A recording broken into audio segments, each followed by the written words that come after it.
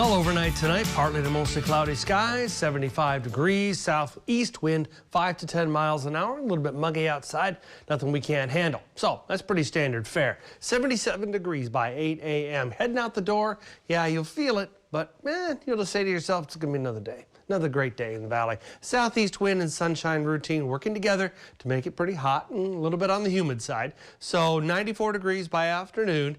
And we will have another shot at those afternoon shower and thunder shower tidbits. Yeah, a combination effort of the southeast breeze, kind of a crooked sea breeze blowing in with the cooler air off the water, and that is going to potentially generate along that boundary where the cooler air and the warmer air meet a shower or a thunder shower. It's possible. Or it's just plain old from the trough of ribbon of low pressure that's over the Gulf, helping to squeeze out some of the moisture from the atmosphere. Yeah, you get 6 to 1, half dozen to the other. Just leads to the opportunity for a shower in the afternoon. Partly cloudy. The heat index, though, will be about 105 for the upper valley. That's what it's going to feel like out there. And 95-degree air temperature for McAllen, 94 at Harlingen will feel more like 104, 92 at Brownsville, 102, 103. And you can see that demonstrated here with Futurecast, showing the temperature and humidity together, making it feel hotter. And you know the drill. 107, that's what it's going to feel like at McAllen, as I said. 104, 102 to 104 for Brownsville. There's no escaping it when you're outside working or playing or whatever it is you're doing, or just standing there like I do sometimes.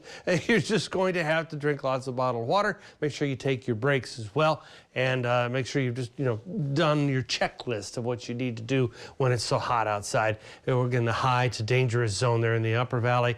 The danger zone, yes. The next few days we'll have plenty of, well, sunshine, yes, but we'll monitor some of that dust creating hazy conditions for Thursday and Friday. And it kind of turns the sky almost a lavender color, and that is going to back off for the upcoming weekend.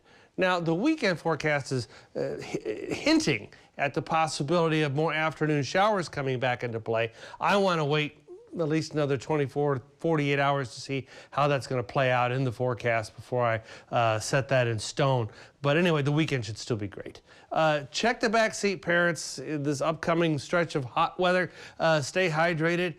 But I say hot, but it's still within the norm of the valley this time of year. Make sure the pets have shade and water. Hey, don't forget to check those AC filters. Those things will get clogged on you before you know it. Then you're in trouble.